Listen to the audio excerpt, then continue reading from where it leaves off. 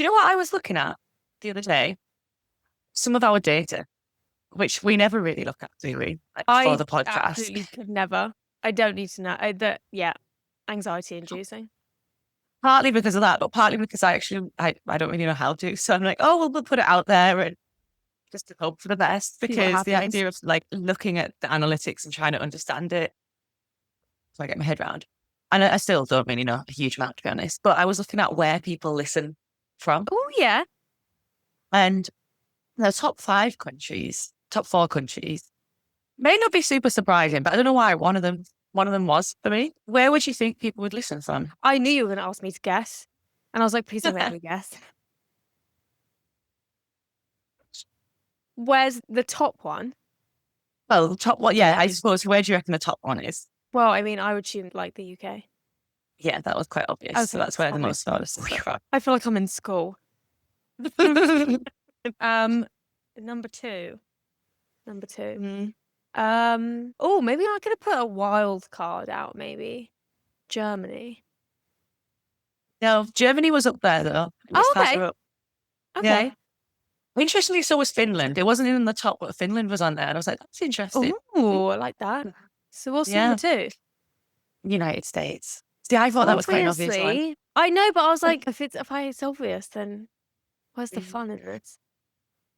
Then the next two, do you want to guess the next two or should I tell you? No, you can tell me. Third was Canada. And I don't know why, but I found that surprising. But I really don't know why I found that I surprising. really want to go to Canada. My brother's been to Canada and he loved it. I'm desperate to go. Everyone who's been to Canada says it's amazing, don't they? Yeah, it's on the list.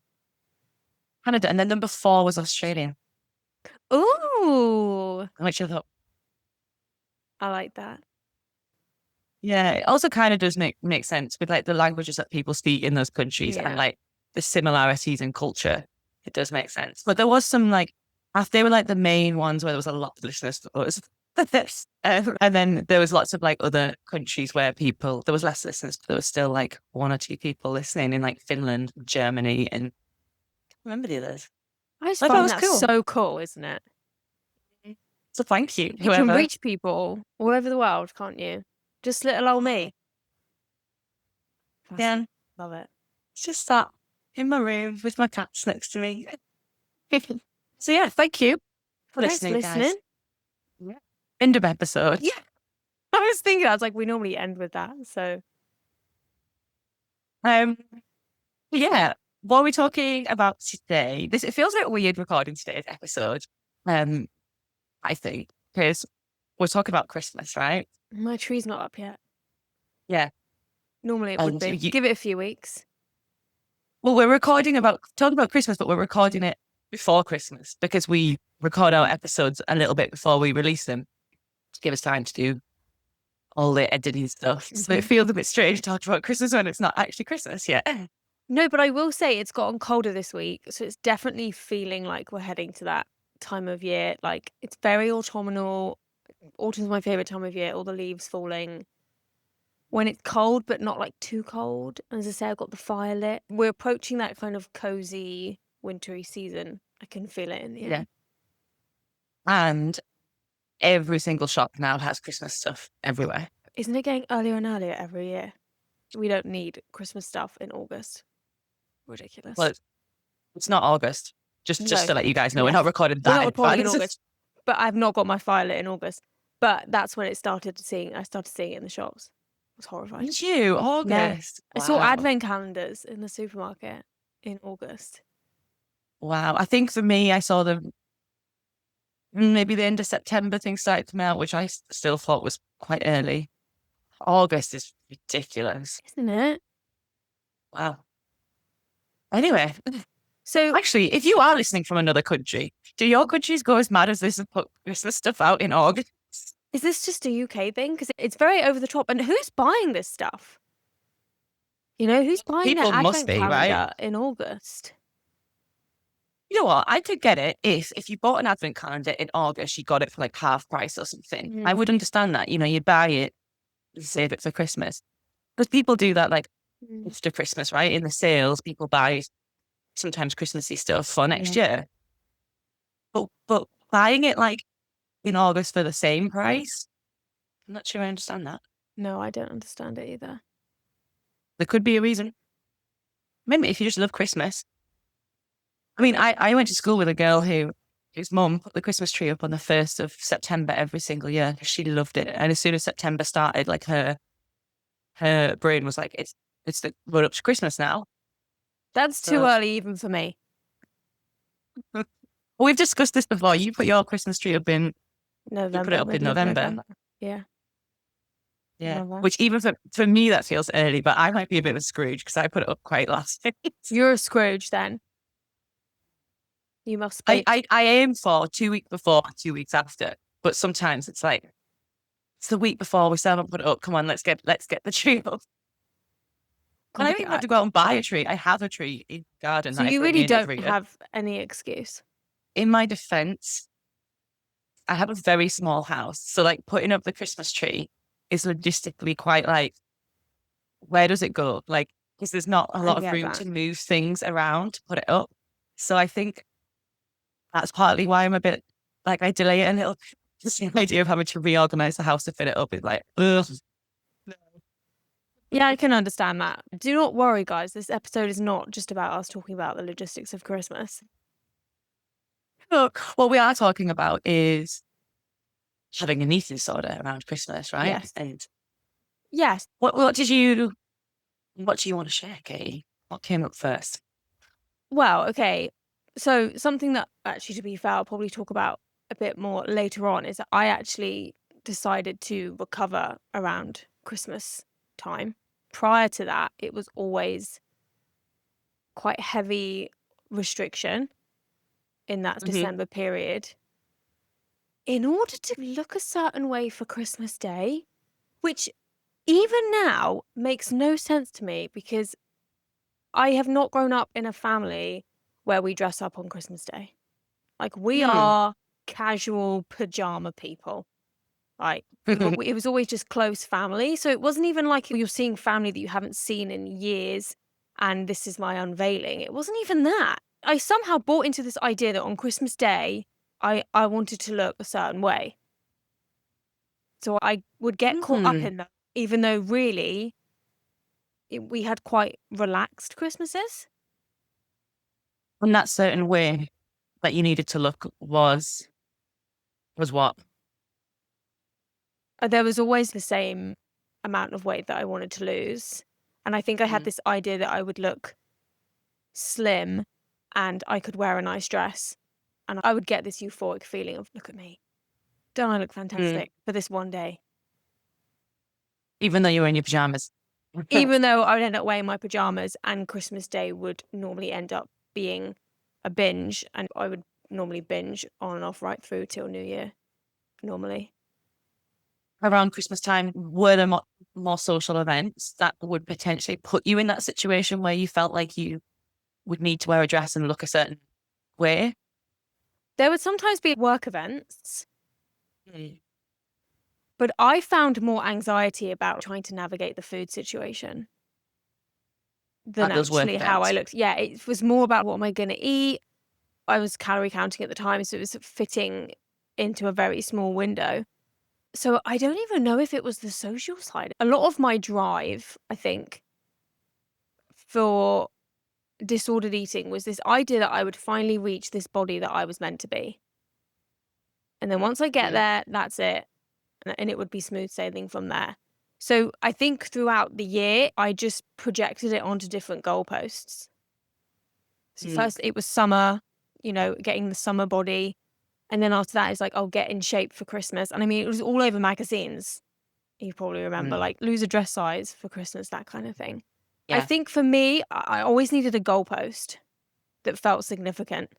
So Yeah. things like Christmas felt like, oh, okay, I've got so and so weeks to focus and zone in to get to this goal.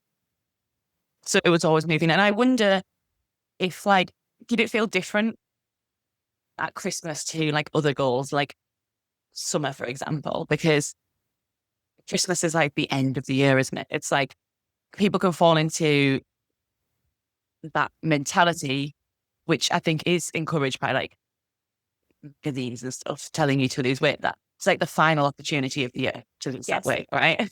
Yeah. Yeah. You don't have Mm, to wait till January to look a certain way. So I think you do yeah. buy into it for sure. But it sounds like for Christmas for you, there was this battle or internal kind of difficulty with how do you navigate Christmas and your food rules and trying to lose weight. So like that kind of restrictive side of the eating disorder was still there over the Christmas period Mm. for you. Yeah. I would say definitely in the build up, there was over exercising. Obviously, there's a lot of food around everywhere you seem to go. There was the offerings of like chocolates and mince pies and all that kind of stuff.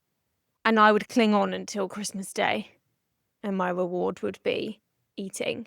And obviously, once you open the floodgates, once I let myself eat, but then it was okay. Well, it's fine. You just do this until January the 1st, and then obviously, New Year, New You. Mhm. Yeah.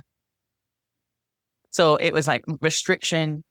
Then that week, maybe that Christmas week was, Where you just don't know what day it is. yeah, Yeah. was kind of binging and then restriction again. In that week where it was like the binging was happening, did you, like, were you still trying to restrict around those binges or like exercise around those binges? Or was it like, oh, fuck it for this week I mentality? I would say if I remember the last few Christmases before recovery, I remember I woke up every morning being with the intention of not binging and of Mm, being good, should I say, around food. I would find that I'd only ever last till like midday because there's so much food in the house, isn't there? Like there's mhm, so much food, it's all around you. And then by midday, I've negotiated with myself by like, look, until this food is gone, you're not going to be able to do mm, this. So you just need to eat it and get rid of it. yeah. Oh, so I really feel like there was such like a push pull for you around the Christmas And it period, like was. every single day, that push pull. Yeah, and it would become the window between being restrictive and then entering that sort of fuck it mentality that it Mhm. became smaller and smaller. By the end of that week, I'm waking up in the morning, I'm like, okay, I'm just going to eat. I'm just going to have Quality Street for breakfast. Who cares? It's Christmas. Enjoy yourself because come January, back on it. Yeah. It's exhausting. Oh, it is exhausting. Exhausting. Even just thinking about it and talking about it, I can just so feel like that visceral level of my whole body being like, oh my God, it's a struggle, Yeah. you It is. know? It's a really hard time of year. Um, What was it like? Hence why we've decided to talk about it. What was it? What about you? What was your experience? So I think my experience was a little bit different because, um, so for me, I entered Christmas as like complete permission. All of my rules, all of the restriction, any of that was like gone for me. It wasn't even like you say where you woke up and you were like, right, okay, well, I'll just do this until whatever time, or I'll try and hold back. For me, even the build up to Christmas, I could feel the build up to Christmas. There was this mixture of like dread because I know I would feel like in that moment, I know that Christmas is going to come and I'm just going to go into like this. It would feel like Christmas is going to come and I'm going to get sucked into, when I described having a binge eating episode and I said it felt like I'd get sucked into a vortex, it would almost feel like that's what's going to happen to me around the Christmas period. Um, Not just for a binge, the whole period would feel like I was being sucked into Hmm. like a vortex. So there'd be some dread about that, knowing that that was going to come. And also real excitement about that too. Like, think that kind of feeling of like exhale or I just don't have to even think about the restriction or the rules. I don't even have to think about the secrecy because Christmas feels like an opportunity to just openly binge. Nothing has to be hidden anymore. That felt like a real exhale, like a real relief as well. So there was some excitement for that excitement for allowing myself to not live by rules. Bit like, when you have like, I mean, I think we've spoken about it on a smaller scale, like the for me, Sunday was my binge day. Monday to Saturday would be very, very rigid. And then Sunday would be my binge day. And there would be no kind of negotiation with myself on that. It would actually be something like, I just totally allow this. And then I'd return to restriction on the Monday. And that obviously was at the end of the week. So it'd almost be like if I've restricted all week, then I've earned this binge day kind of mentality. It felt like it was that, but on a big scale. Like I've done all of this all year. So this last kind of month or few weeks of the year, okay, like this is what I'm doing. I'm going to reset in January. So I can see it being like that weekly cycle, just then blown up into a yearly version of it. I really liked how you said it's a time of year where you felt like you could somewhat openly binge. Because that is so true, isn't it? Because don't you find the narrative becomes, you can have it, it's Christmas. Mm. You know, have this, have that. It becomes normalized, doesn't it? That people are eating, and I don't know if it's necessarily less judgment, but there is this kind of united front of people, I think, Mm. eating. You probably have two divides, don't you? You probably have the people that are trying to look a certain way for Christmas, and then you have the people that use it as a opportunity to release the restraints around Mm. food and eat.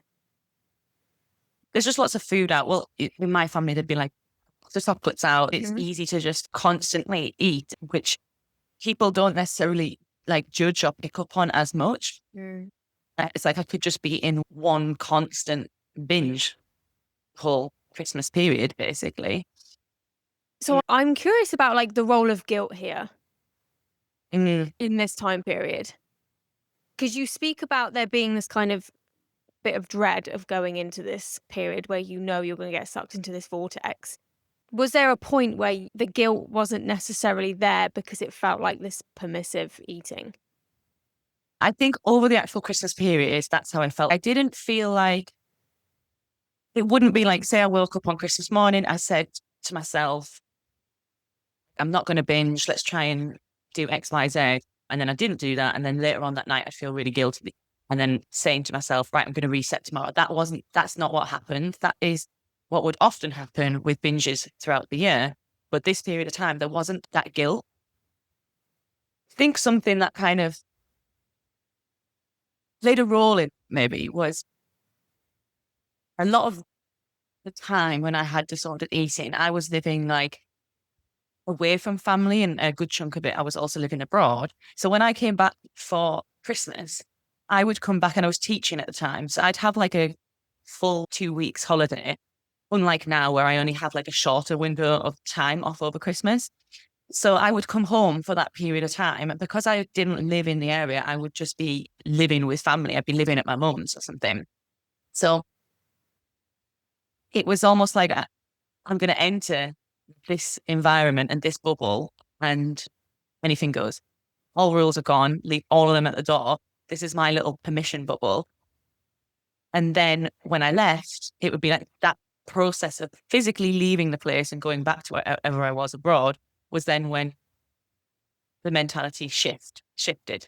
So I don't know if that kind of separation and change in environment, everything played some kind of role in that shift in mentality. Oh, yeah. Mm. Even the way that you're explaining it, I would have probably experienced the exact same thing. When the Yeah. environment changes, the dynamic's different. It Yeah. feels different. It felt kind of Last Supper eating again on a huge scale. You Mm, know? yeah. Instead of it being like the Last Supper eating the night before your diet, it was that, but it was for weeks before then the Mhm. diet would start for weeks. Mm. So would you have that January 1st mentality of back on it, restriction? Yeah. And I think that's when I would feel some more of not guilt. I don't think it was guilt I felt then. I think I then felt hostility towards myself and like Mm. frustration and irritation because I would try to go back to restriction and like exercising in a certain way.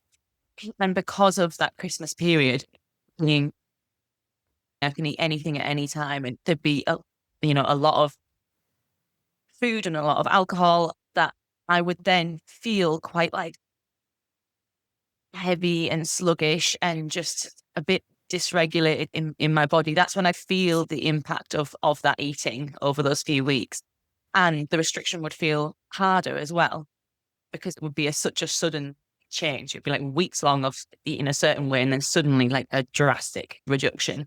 So the restriction would feel harder. So at that point, I'd then get annoyed at myself for what I'd done over the Christmas period because at the time I'd be telling myself, well, you've made all this harder for yourself now because you've done that. So there would be that kind of, it didn't feel like guilt. It genuinely felt like a hostility towards myself, like an internal argument with myself. I so relate to that. And I think so many listeners will, because it's less of that January 1st, like that sense of perhaps feeling that bit of a high of I'm so on this. And I would have like structured out some sort of meal plan. I'd know exactly what I was doing when I was doing it, and it was all set in stone. And Mm. the creating of the plan gave me that high feeling, but actually then putting it into play, I think there was a lot of resistance as well for me, because I would say what you're describing, that hostility, I would say that kicked into me for me between Christmas and New Year. I would say like middle of that time period, there is a slowing down, isn't there? And I think a real part of me craved that kind of like permission to do nothing, to not have to get up in the morning, to not have to go to the gym, to not have to do any of this stuff. That real part of me that was exhausted and wanted to rest really, really craved that.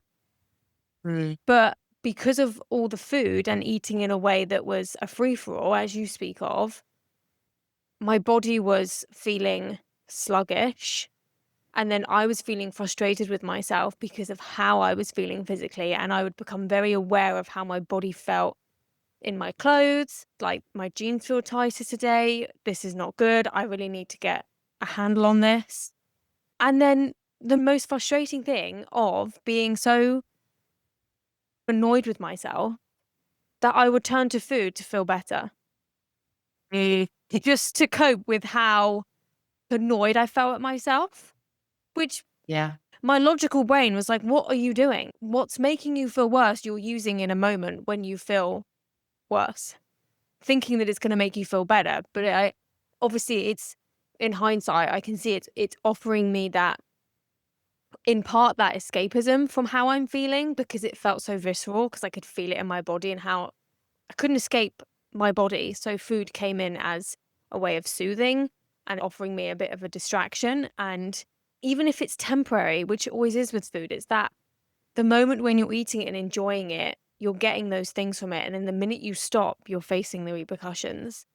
Just that most frustrating experience of like, I need to stop doing this because I'm feeling a certain way. And yet when I'm feeling that way, I'm leaning on said thing to make myself feel better, even though it's only working in a temporary way. And then it starts the cycle. Yes, this is why hindsight is so important, and understanding more about why you are binging is so important, because in those moments, I could not understand why I was sabotaging myself in the way that I was, and Mm. why it felt like I was digging myself deeper into a hole. Now I understand Yes. the reasoning Mm. behind why I'm binging and how complex that is. I can see it differently. Do you see it as like sabotaging yourself now? Or No, how do you see it? No. no, Mm. absolutely not. At the time, yes. I was like, Yeah. why are you out to get yourself? You don't get to feel sorry for yourself and feel rubbish about yourself if you're not going to do anything about it. How do you see it? How did that shift for you as you went through recovery like that? Your perspective on that? When I saw a binge not as something that was out to get me, Mhm. this is all through like having support, by the way. I didn't just wake up one morning and think these things, but talking to someone about binging, understanding that it's happening outside of my cognitive brain, and it's happening for a reason that I don't have to like, and I don't have to necessarily agree with. But what I can do is understand, because it only gets louder.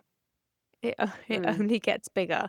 And so I found parts work really helpful. I know we've talked about parts work before. One of my favorite questions was to always ask myself, like, if I could speak right now, what am I trying to say? What is it that's wanting to be said or wanting to be acknowledged, just wanting to be named, that I'm not allowing or I'm not aware of? And so I'm using food as a way of managing that. And in those moments at Christmas, there's a whole array of stuff. There's a part of me that just wants rest and wants permission to not have to worry about these things. There's a part of me that's feeling uncomfortable in myself and doesn't know how to cope with that because it's on such a physical level that it doesn't actually feel safe to be able to experience that without offering myself something as a comfort and also escapism for me as well. That's just 3 things. All of those things that are going on that I'm just projecting onto my body and using food as a means of trying to navigate those things. Yeah. It's complex. Yeah, no, it is. But it's, as you were saying that, meant like that shift in asking yourself that question and how you started to do it differently and not as like self-sabotage around Christmas time. It made me think Christmas is a really difficult period for anyone who's living with any kind of eating disorder. And obviously we're focused on binge eating here.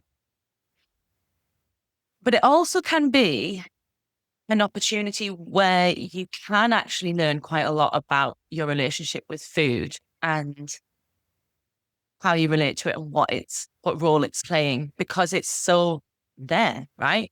It's harder to push aside what's going on for you with food when it's around you all the time, and inevitably you are going to be pulled into either trying to resist it or kind of going for it and just binging wherever.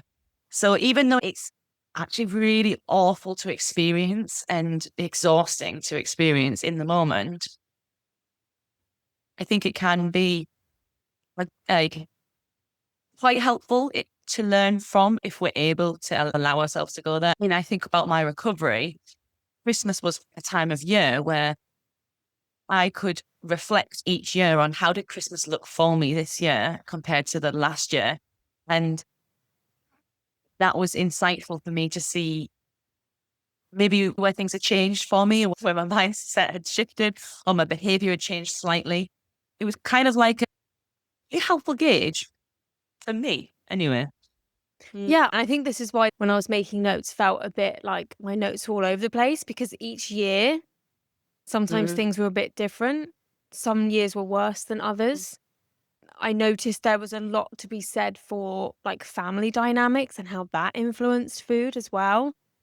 I think that's one of the most predominant things that comes up working with clients, the anticipation of being around family members, of having to deal with like unsolicited comments, people talking Yeah. about food, whether you are in the depths of disordered eating or whether you're trying to navigate recovery and trying to, similar to what you were saying earlier, when you come back home, you can fall into these roles in family Yeah. dynamics that you've maybe in your day-to-day life moved away from, and how that, Yeah. the anticipation of that, and even like for me, when I was really in disordered eating, I would be so aware of what everyone else was eating. I'd spend a lot of my mental energy calculating what other people were eating, especially my sister. Like, what has she eaten today? She hasn't had any chocolate today, and I've already eaten chocolate. And like being around Mm. family in such close quarters, that was challenging in of itself. I always found like Christmas quite testing for recovery, because you're trying to stay in your lane. You're trying to have blinkers on of like, people are going to make comments about food. People are going to, whatever. I have to just focus on staying in my own lane and trying to block all of that out. But my gosh, is that hard? Family dynamics is a good one to bring up around Christmas time for sure. It's interesting because hearing you talk about how Christmas felt for you and the family dynamics and the way you were like relating to people, I'm hearing this from you, like quite a hypervigilance about what everyone else is doing and how they're eating. And also that you mentioned there's like this slowing down around Christmas time of, you know, it's okay to rest. We're not doing anything. And I feel like my experience with that dynamic in energy and how I related to people around Christmas felt again different to that. because I feel like as I've recovered, my Christmases have got more slow and calm and restful. But actually, when I was living abroad and then coming home and then having Christmas with my family, I always find like Christmas really busy. Like you're trying to see everybody, and my parents are separated, so I'd see like one parent and then the other parent, and it's my brother's birthday around Christmas, well, actually on Christmas Day. So we'd be trying to fit in like a birthday thing too, and it would feel like for that period of time over Christmas that I just never ever got like a break to myself. I would always be with people, someone different every single day, and doing something social, and it probably involved food. And I found that lack of space to myself really, really regulating, to be honest. And I think because there was that inability to have space to myself and regulate myself, food also became something that I used even more for that, because it was something that was accessible, it was easy, and I could use it to try and regulate myself among what felt like just a really busy period of time. And talking about going into like roles within the family, I'd fall into during that period of time, not kind of the idea of saying, actually, I need to go and have a morning to myself, or I need to go upstairs and just sit and read for a couple of hours, or whatever it is I felt like I needed to do. I didn't feel able to do that at all. It almost felt like I had this obligation to be sociable and chatty and kind of be there for any social event. And because I wouldn't see my family a lot of the time. So it felt like when I am here, I need to do everything with them at any opportunity, because otherwise, that's rude. I should want to. Yeah. So I definitely can see how maybe some things that I would have been doing for myself outside of that period of time, just like self-care kind of things, they all went out of the window Yeah. during that period of time. Yeah, it's a lot, isn't it? Having to show up every day in different Mm. dynamics with different people and not getting any respite in between that. Yeah.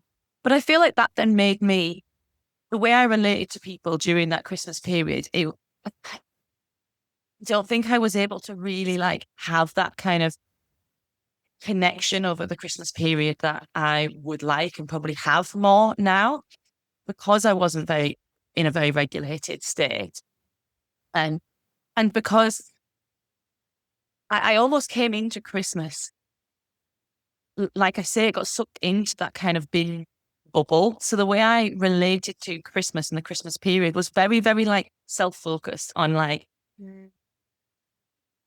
how I would feel. Like I would be focusing on the food and thinking about the food. I wasn't hypervigilant like you. I wasn't looking at what other people were doing. Wasn't really paying much attention to what others were doing with food. It was kind of like there was this like haziness around me that would put this sort of invisible barrier there. And I was here with food and everyone else was outside of that hazy kind of bubble doing Christmas. And I was there, but I wasn't fully there, you know? Yeah. Yeah. So It's kind of there, slightly dissociated, I suppose. yeah, it sounds like there is a disconnect there. Yeah. Do you think that speaks to overwhelm?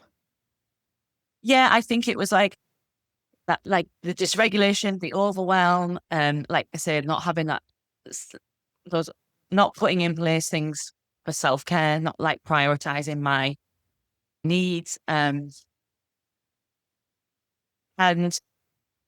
yeah, just entering Christmas completely food focused, really.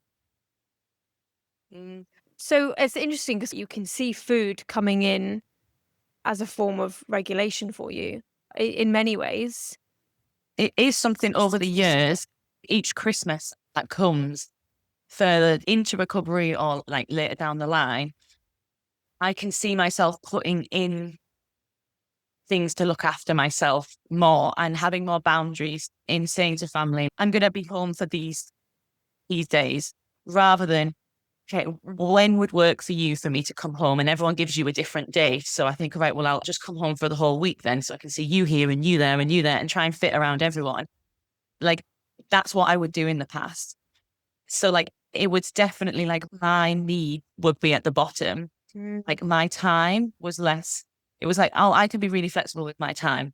My time is less valuable. I can just give it wherever I need to. I was quite people pleasing, really. Whereas now I definitely have learned to be like, actually, no, I can come home for these 3 days. That'll be really nice. When can I see different people on those days? And then I can come home and have a few days for myself here. And that would be a restful period of time for me, like actual rest, like over the Christmas period. So I don't come out of that Christmas period feeling completely and utterly exhausted because all I've done for those couple of weeks is see people nonstop, binge nonstop. And then suddenly back into the routine of work, feeling like, you know? Yeah. Yeah, you don't come back having that well-rested feeling because you've spent so much time putting everyone else's needs before your own. I think what you're speaking of is so important. And I hope there'll be listeners that perhaps have a light bulb moment of like, oh wait, hang on a minute. Is that my experience? Is that maybe why food can feel very amplified for me as well? We've talked even in this episode and in many other episodes at nauseum in the way that a binge is in many ways speaking up for you. It's trying to communicate something and it's the opportunity to reflect on what that is. And it sounds like for you, and I really relate to it as well, this part of you that's like, I need space. I need to take care of myself as well. I cannot continue to prioritize everyone else at the detriment of myself. It's actually really interesting because quite often my family around Christmas time might at some point in the afternoon be like, should we all just go for a little walk around the block? Just go for a nice little walk, get some fresh air, that kind of thing. And no, I really like that. I like it when we do that. Okay. It's quite nice to get that fresh air and spend some time with each other away from maybe like the screen because the TV's often on at Christmas time, that kind of thing. Yeah. And it is quite nice to just move a little bit. Like I get it now. But when I was like really in the binge eating and the disordered eating, I used to feel rage, like actual rage at anyone who suggested that over the Christmas period. Because I think because it would be like, you're interrupting my opportunity to just be in this like binge bubble. And I think the reason that was so important was because the binging was the way of regulating myself. That someone saying, let's go for a walk, let's do this would be like, I feel like, no, just let me binge because that's the only thing that's actually helping me get through. Yes. It's the only thing that's helping to regulate me. Even though now I'm like, a walk is quite a regulating thing to do. Time it didn't feel like that. It felt like the binging was the only thing I had that was really mine over the Christmas period, Yes. Yeah. I really, really understand the rage for the walking, man. You hate nature anyway. I know, I do. I find it fascinating because my mum just loves walking. She gets up every morning, goes for a walk. No, thank you.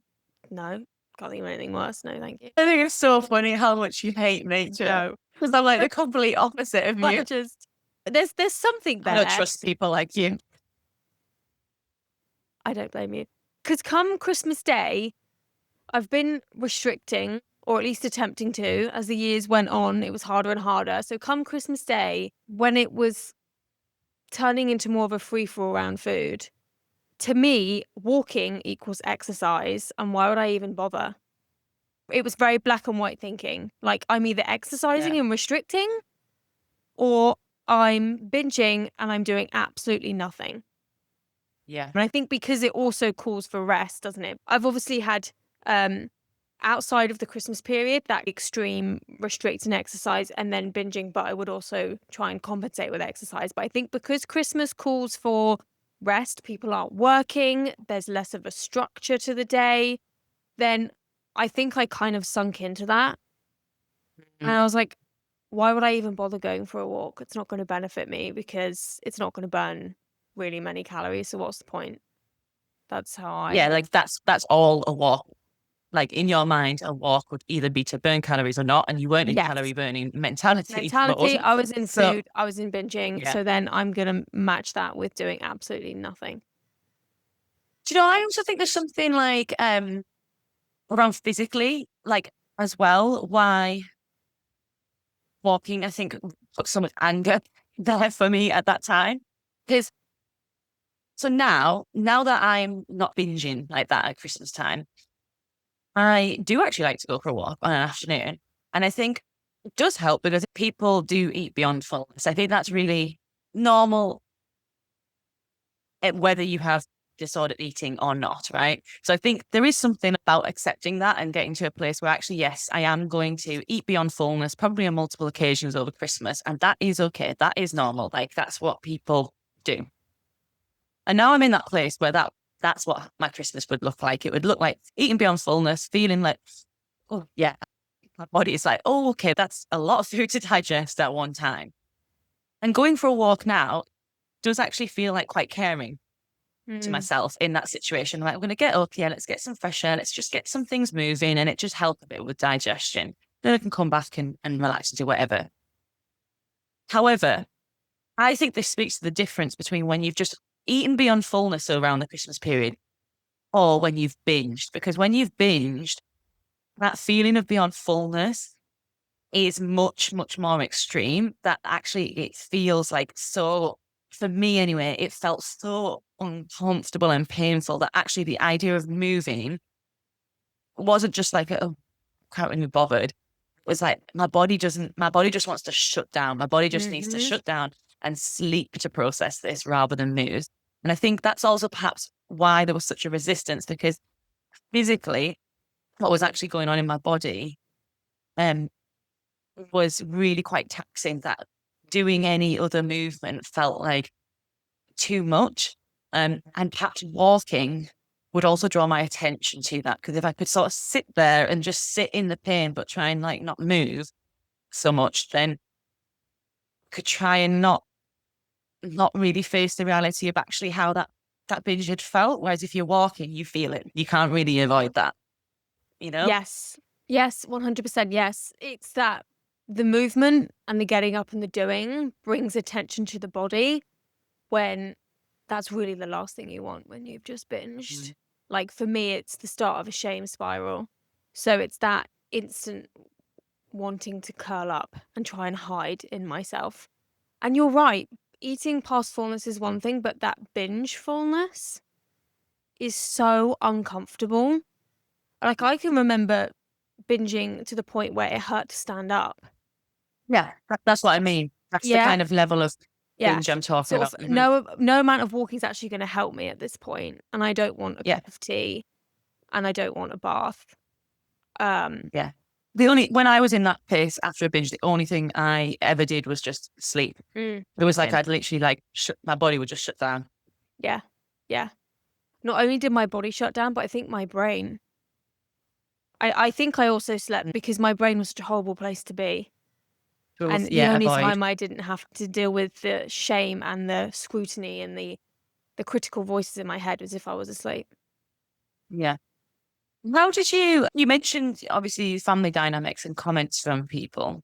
How did you find that over Christmas? Because there's kind of like a two sides to it that we sort of touched on a little bit. There is a bit more like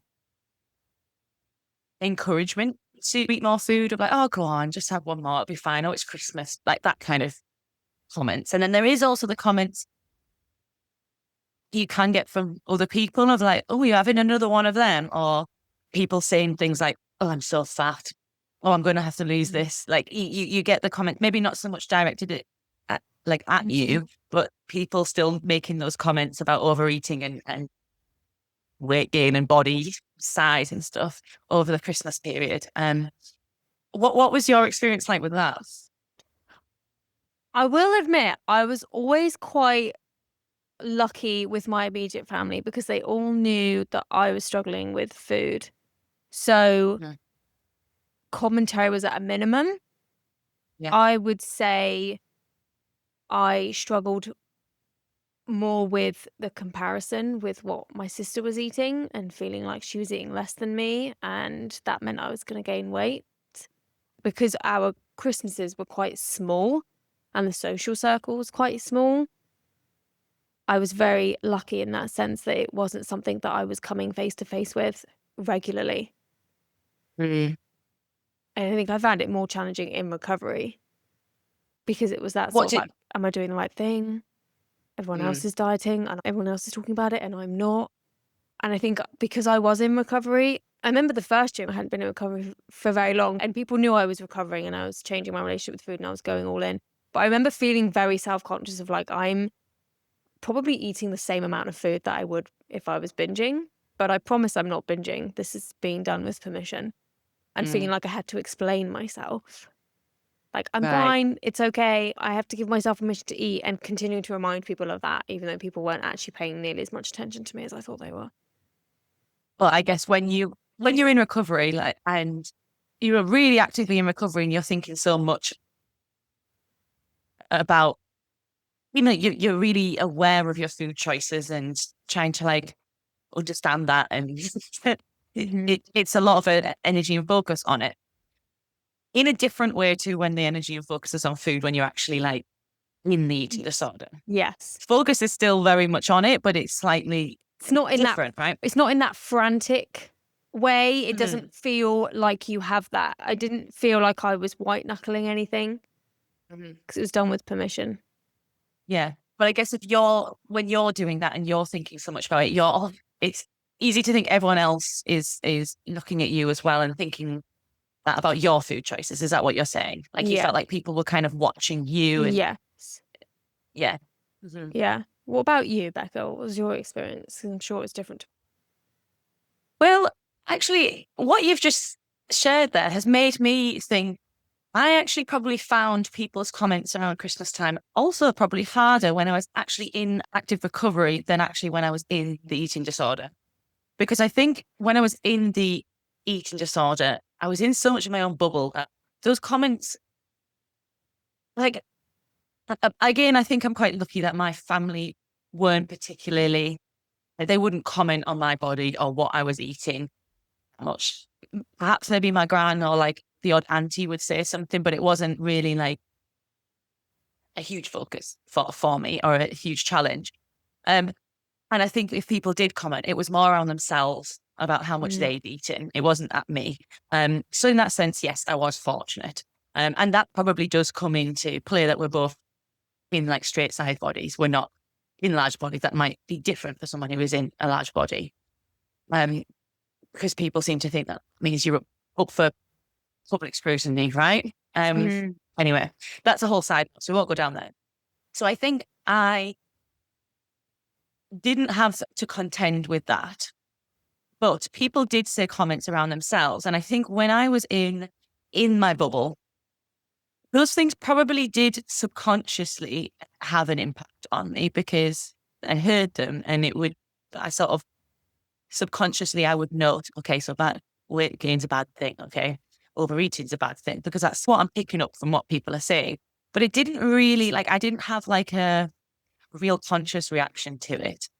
However, when I was going through recovery, those kind of comments um pissed me off more because I was more aware of them and I'm more aware of what that message was that people were putting out there, what that conditioning was, and what role that had played in the past for me in having certain beliefs around food and weight gain and body image. So they irritated me more then because it Mm. would feel like, okay, I'm trying to move away from that. I don't need to hear those sorts of comments in my environment, even though people weren't doing them towards me and some people didn't even know I had an eating disorder. So that it wasn't like intentional or it's just something that when you go through eating disorder recovery, you do just hear them because that's a big part of what the general cultural beliefs are. So you hear it, right?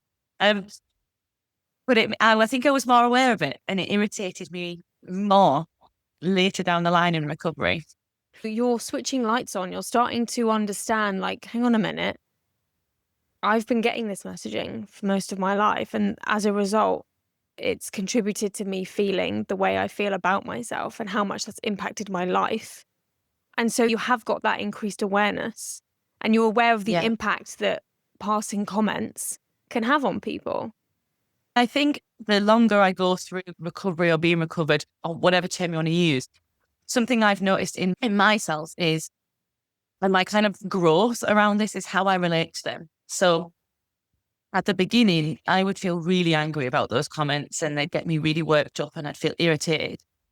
Then I sort of moved towards relating to them in a way that I felt like it was my responsibility to comment on that, to try and educate otherwise or help someone see a different perspective and, stick up for all the people who've been affected by these comments, like Yeah. social justice kind of energy. And then after moving through that, I've kind of got to the point where I'm like, that's not about me. Like, I don't have to take that on. I can have my beliefs. They can have their beliefs. And if someone wants to get into a conversation about that, we can discuss that. But it's also not my instant knee-jerk kind of reaction to educate or to get angry. It's like, I don't need to attach to that quite as much. But I think when I was more in recovery or in the eating disorder, because so much of my identity was wrapped up in food, that when someone said comments like that, they felt personal and it felt like I needed to attach to them. And that's less so the case now. It is an evolution, isn't it? I remember in recovery feeling a lot of anger towards diet culture. And of course, this was anger that I directed at myself for years, that I was now, rightfully so, turning outwards onto a culture that had created this.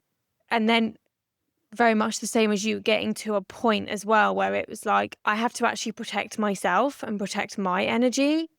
And if that means not engaging in certain conversations and allowing comments to brush off, so to speak, then that's what I need to do, because you can't change everyone's views. You can't change unless people are willing to engage in a conversation and be curious and understand. If you're not careful, you get to a point where it just feels exhausting. You feel like it's your calling to change everyone's opinions and to speak up.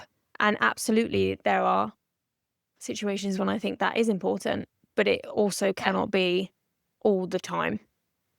It's about choosing when it's appropriate to have those conversations, because you and the other person both want to have those conversations. And it's like a topic for discussion as to just, okay, that's something we're going to hear in our culture and I don't need to be part of it. Yeah. Yeah. Yeah. We can't control other people. All we can do is pay attention to ourselves. Yeah. Right. Feel like that the energy just like wrapped itself up. I think there, we have come to a timely conclusion. So. Also, I really need to pee. Well, before you pee, speed up, Becca. Is there anything you want to say? This is a takeaway for Christmas. You know what I'm like? I don't know why. My brain is like, can we just wrap it into a little bow at the end, please? I know. This is what I say to you. I say you are a bow wrapper. Although, actually, if we look at present wrapping, I imagine you're an actual bow wrapper. I'm already thinking about what I'm doing this year. I'll send you no. Oh my God. I'm sending you pictures and you can tell me which one's your favorite and I'll have to recreate this year. I put presents in bags with no wrapping because I'm like, you can reuse it then. It's good for the environment because someone can just continuously reuse the same bag. I don't even write on the label so people can reuse it. To be fair, I do use the same ribbon. I do save my ribbon. But I tend to use like brown craft paper. Yeah. Which can be recycled. And then like the year before last, I did red thick. Did all the bows, which takes me forever, but I love it. And then last year I did like a nice emerald green. So I don't know this year, maybe like a tartan, maybe like I don't know. It's a tough choice, Becca. Because they all look so nice under the tree, even though I cannot put them under the tree until Christmas Day because Freddie rips them open. So why do I bother? They end up shut away in a different room and no one can even admire them. Why do I do this to myself? Well, you obviously enjoy the process of doing it. I do. I love it. I imagine it's quite therapeutic if you can do it in a giant, whereas I would get in a flap and just be like, that's safe. Well, the only annoying thing is everything has to be in a box. So you have to buy a box, hand the wrapping paper, hand the ribbon. Oh, seriously, Katie, I could not be asked for that. No, I don't do that. I order online, so it all normally always comes in a box and it stays in the box and then I wrap it. But I have a little evening to myself. Stuart's normally away traveling, and I put on a Christmas movie and I will file it and I wrap my presents. And I maybe To have be some fair, I chocolate. used to do that. I used to do like wrapping with a Christmas movie and stuff on. Make it a And thing, if I you do know? wrap now, I do wrap if it's kids' presents because so they can open Thank you, things. Becca. Um, not that awful. And if I do wrapping, I like again get like the recycled. I get like the recycled craft Mhm. paper. But I think it's just there is. We won't go into it, but this So it maybe can we be so ask bad for the environment with wrapping paper carding. our That listeners, time are of year. you a rapper or are you not a rapper? What are Are you a your wrapper or a bagger? Team bag. Oh, I cannot believe so you know I'm gonna send you photos of my Christmas presents. so It's gonna be like basically, we haven't got any takeaways. Take away what you want from that take away episode, what but you let us want. know if you're a rapper or a But the bagger. most important question is, are you as horrified as I am that Becca just does bags? We'll leave it there. We'll leave it there. Thanks, guys. I hope it was helpful. Guys.